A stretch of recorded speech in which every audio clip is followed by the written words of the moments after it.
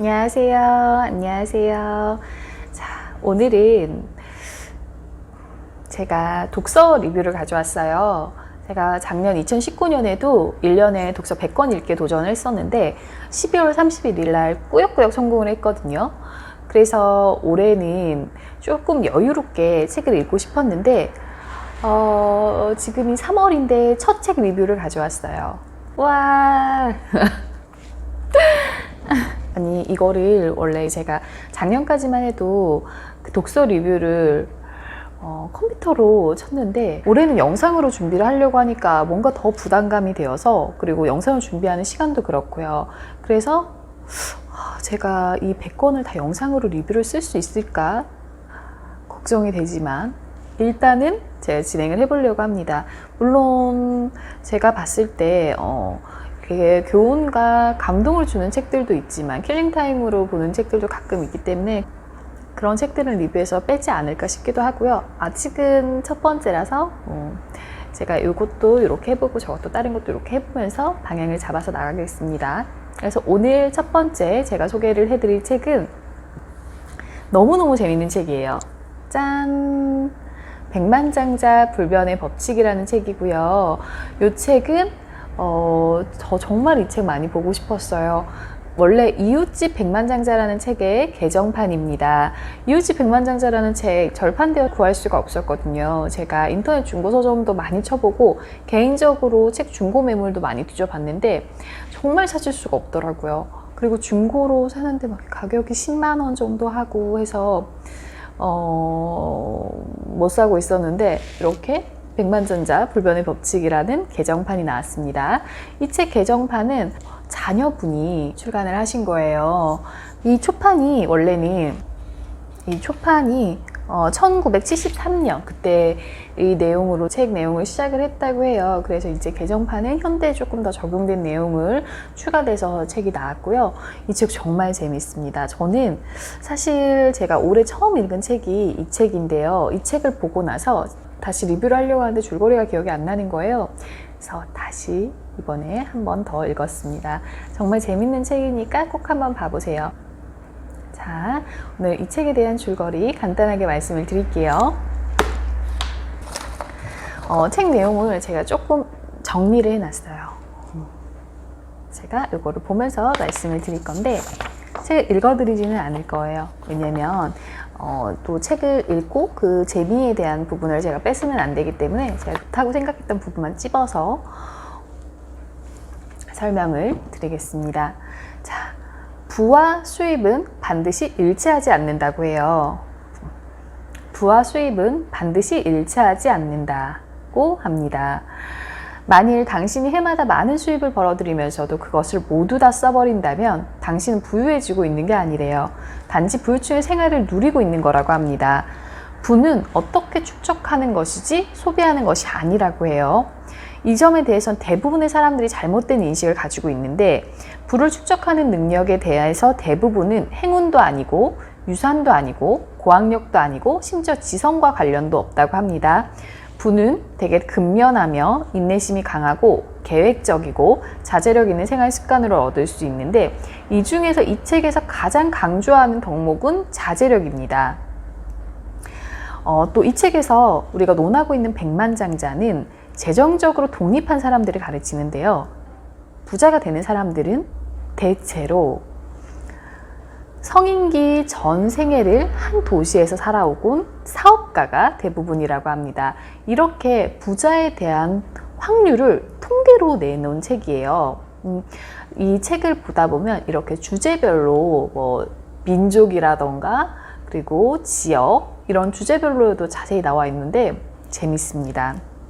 그래서 이 부자가 되는 사람들은 대체로 소규모 공장이나 여러 개의 체인점 또는 서비스 회사를 가지고 있고요. 그리고 이혼 경력이 없는 기혼자라고 합니다. 왜냐하면 이혼 경력이 있으면 재산이 분할되니까 이 부분을 얘기를 하는 것 같아요. 이 사람들은 절약과 투자에 대한 강박관념을 가지고 있고 또한 자기 재산을 스스로의 힘으로 모아온 사람이라고 해요. 이 사람들의 7가지 공통 요소가 있어요. 요거 말씀을 드릴게요. 첫 번째로 그들은 자신의 부에 비해 훨씬 검소하게 생활을 한다고 합니다. 그리고 두 번째로 그들은 부를 축적하는 데 도움이 되도록 시간과 에너지와 돈을 효율적으로 할당한다고 하고요. 그리고 세 번째로 그들은 상류층이라는 사회적 지시를 과시하는 것보다 재정적 독립을 더 중요시합니다. 네 번째로 그들의 부모는 성인 자녀에게 경제적 보조를 제공하지 않고요. 다섯 번째로 그들의 성인 자녀들은 경제 면에서 자립적이라고 합니다. 그리고 여섯 번째로 그들은 돈 벌 기회를 잡는 데 능숙하고요. 그리고 일곱 번째로 그들은 적절한 직업을 선택했다고 해요. 이 책에서 가장 중요하게 생각하는 거는 부를 축적하기 위해서는 절제와 희생 그리고 근면이라고 합니다.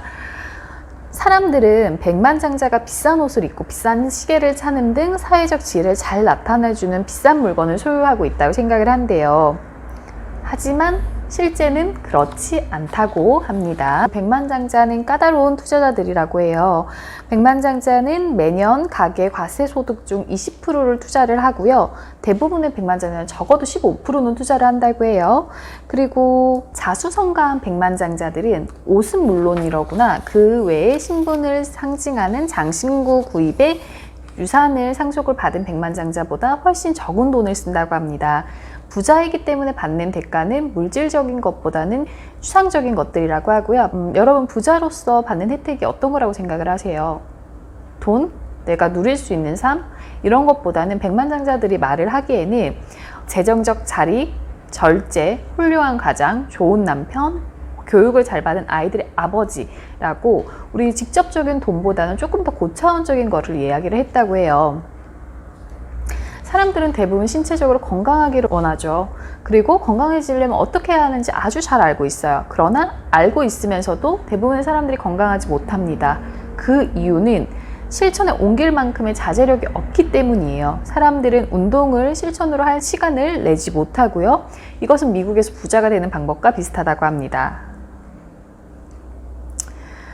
또 재산을 모으지 못하는 사람들은 한 달 중 투자 전략을 세우는데 할애하는 시간보다 운동하는데 보내는 시간이 3배나 된다는 점을 주목했다고 하고요. 여기서는 백만장자에 대해서 절제를 먼저 최고로 강조를 하고요. 성실, 절제, 근면을 강조를 하고 그리고 두 번째 예산과 투자에 대해서도 강조를 합니다. 당신의 가정은 연간 예산에 따라서 운영이 되는가? 이렇게 책이 물어봐요. 예산을 세우지 않는 백만장자가 100명이라면 예산을 세우는 백만장자는 120명이라고 합니다. 100%가 무조건 넘죠. 이런 백만장자들은 연간 실현소득 가운데 적어도 15% 이상을 투자를 하고요. 그리고 나머지 걸로 의식주를 해결한다고 해요. 백만장자가 아닌 사람들은 재정을 계획하고 관리하는 데 어느 정도의 시간을 투자를 할까? 물어봤을 때 충분히 투자를 하지 않고 있다고 얘기를 했고요. 앞에서도 얘기했듯이 백만장자보다 훨씬 적은 시간을 쓴다고 합니다. 백만장자들은 백만장자가 아닌 사람들에 비해 투자 결정과 경험이 많음에도 불구하고 더욱 현명한 투자자가 되기 위해서 더 많은 시간을 할애한다고 해요. 그래서 백만장자들은 자신의 부를 유지할 수 있다고 해요. 우리 고소득, 저재산 사람들, 이 사람들은 대부분 갑자기 경기가 나빠질까 봐 두려워하면서도 버는 대부분을 다 쓰면서 살아가고 있어요. 어떤 사람은 재산을 모으는 것을 잘 사는 방법이라고 생각하지 않고 어떤 사람들에게 잘 산다는 것은 고급 물건으로 자신을 과시하면서 자신의 고소득을 자랑하는 것이라는 얘기가 나와요. 저는 이 부분에 대해서 굉장히 많이 생각을 했어요. 저도 물욕이 굉장히 많은 사람이기 때문에 이 부분에 대해서 좀 느낀 점이 많습니다. 물론 느낌점은 많지만 실행은 조금 힘드네요. 여기서 예를 들어서 프레드란 인물이 나옵니다. 프레드는 높은 성과를 올리는 에너지를 항상 유지하고 향상시킬 수 있는 방법을 알아냈는데 두려움이 큰 동기가 된다는 사실을 깨달았다고 합니다. 그래서 그는 할부로 더 많은 것들을 사 모이고요. 외상 액수가 늘어남에 따라 갚지 못하게 될 가능성에 대한 두려움이 커진대요. 그러면 늘어가는 빚에 대한 두려움 때문에 더 열심히 더 공격적으로 일하게 된다는 것이에요. 이런 사람들은 진짜 부유층 사람들의 생활 방식을 쫓으려고 한대요. 근데 재밌는 것은 이러한 진짜 부유층 사람들이 실제로 존재하는 게 아니라 상상으로 만들어진다는 점이죠. 예를 들어 드라마에 많이 나오죠. 재벌집과 집사가 있고 이런 집들, 그런 것들 얘기를 하는 것 같아요. 그리고 이렇게 내가 내 벌이에 비해서 돈을 많이 모아놓지 못하는 사람들이 두려워하는 것이 생활 수준이 급격히 하락함을 경험하는 것, 그리고 가족의 구매 습관을 충족시킬 만큼 많은 소득을 올리지 못하는 것에 대해서 두려워한다고 합니다. 부를 연구하는 대부분의 전문가들이요, 소득 투자가 빠를수록 재산을 모을 기회가 커진다는 점에 동의를 한대요. 고학력을 지닌 사람들이 재산 규모 면에서 뒤처지는 한 가지 이유는 사회에서 그들에게 기대하는 지위와 관련이 있다고 합니다. 예를 들어서 이 사람이 이 정도의 차는 타야지, 이 직업인데 이 정도의 집에선 살아야지, 그 동네에 산다고? 이런 것들을 말을 하는 거겠죠. 그리고 재산 축적의 의지를 가진 사람들의 경우 매주, 매달, 매년 투자 계획을 세운다고 합니다. 이 점은 아주 좋은 것 같아요. 그리고 이런 내용도 나옵니다. 자동차로 주인을 판단할 수 없다. 차량 구매의 유형에 대한 게 쭉 나와요. 저는 이것도 되게 재밌게 봤어요. 그리고 이렇게 백만장자 같은 부자들이 검소한 생활 방식 이면에는 강한 신념이 깔려 있대요. 첫째, 이들은 재정적으로 자립하는 것이 왜 좋은지 잘 알고 있고, 그리고 둘째, 이들은 검소하게 생활하는 것은 독립을 달성한 핵심 요소라고 생각을 한다고 합니다. 그리고 또 성인 자녀에 대한 원조가 나와요. 오늘날 성인 자녀에 대한 경제적 원조를 베푸는 부모들 가운데 많은 사람들이 젊은 시절부터 재산 축적에 탁월한 시력을 발휘했던 사람들이다. 일반적으로 많은 돈을 지원받는 성인 자녀일수록 더 적은 재산을 모으게 된대요. 적은 지원을 받은 사람들일수록 재산을 더 많이 모으게 된다고 합니다. 이건 물론 확률적인 이야기죠.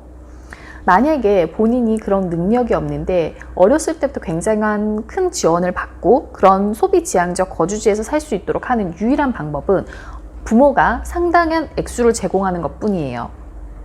그러나 그 어머니는 그 환경에서 사는 것이 덜 부유하게 살더라도 자급자족하는 것보다 더 많은 문제가 있다는 사실을 잘 모르고 있다고 합니다. 역시 물고기 잡는 법을 가르쳐줘야 된다, 이런 얘기인 것 같아요. 일단 대부분으로 부모에게 수혜를 받는 사람들이 수혜를 받지 않는 사람들보다 재산 축적 성향이 낮은 이유가 있는데, 경제적 원조의 제공은 저축과 투자보다는 소비를 부추긴다고 하고요. 그리고 재산을 받는 사람들은 나의 재산과 부모의 재산을 구별을 하지 못한다고 해요. 우리 지원을 받지 않는 사람들보다는 신용카드 의존도가 훨씬 높다고 합니다. 또 우리 지원을 받는 사람은 투자도 지원을 받지 않는 사람들보다 훨씬 적게 한다고 해요. 대부분의 백만장자는 부모가 백만장자가 아니었어요. 왜냐하면 백만장자가 아닌 인구가 백만장자보다 30만 배가 많기 때문이죠.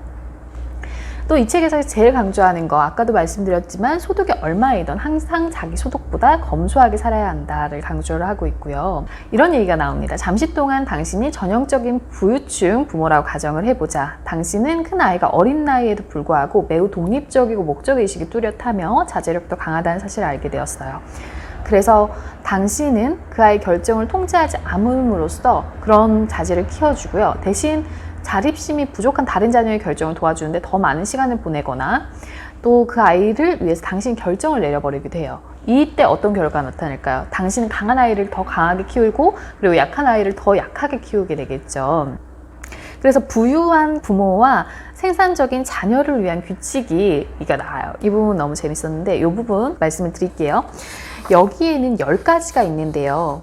첫 번째로 자녀들에게 부모가 부유하다는 사실을 절대로 말하지 마라. 그리고 두 번째로는 당신이 아무리 큰 부자라도 자녀들에게 절제와 근건 전략을 가르쳐라.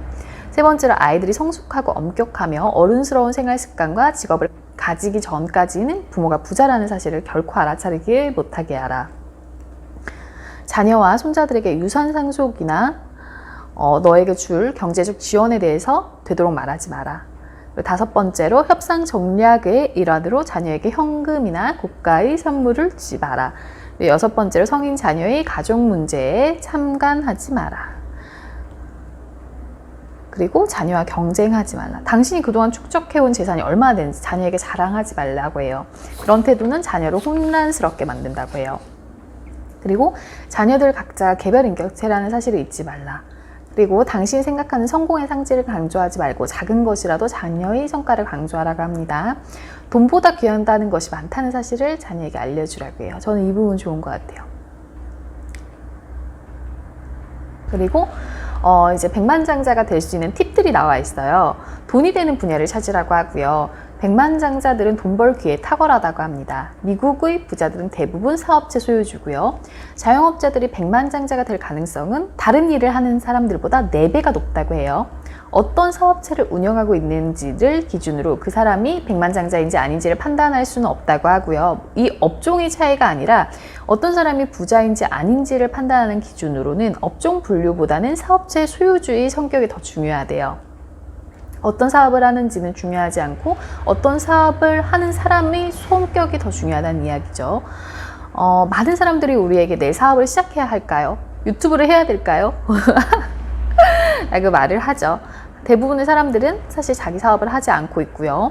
그리고 마지막에는 직업을 좋아하는 거에 대한 강조가 나옵니다. 저는 이 부분 되게 감동이었어요. 오늘날에는 자신이 좋아하지 않는 직업을 가진 직장인들이 더 많습니다. 솔직히 말해서 성공한 사람이란 자기가 좋아하는 일을 직업으로 삼아 직장에 가고 싶어 안달이 나서 아침까지 기다릴 수 없을 정도가 되어야 한다고 생각을 합니다. 나는 항상 그랬습니다. 아침에 일어나 직장에 가서 일을 시작하게 될 때까지 안달이 나서 기다릴 수가 없었습니다. 저는 이 내용이 이 책 중에서 가장 좋았어요. 자, 제가 사실 지금 이렇게 영상으로 리뷰를 하는 게 처음이라서 어떻게 해야 될지 아직 감을 잘 못 잡았어요. 책에 대한 내용을 너무 많이 얘기를 하다 보려니까 목이 너무 아프고요. 이거를 어떻게 이야기를 할지 조금 방향을 다시 잡아야 될 것 같아요. 자, 그러면은 앞으로 더 좋은 영상으로 찾아오겠습니다. 지금 목이 너무 아파요. 내일 안내가 많은데 목소리가 잘 나와야 할 텐데 걱정입니다. 자, 오늘은 여기까지 하고요. 안녕.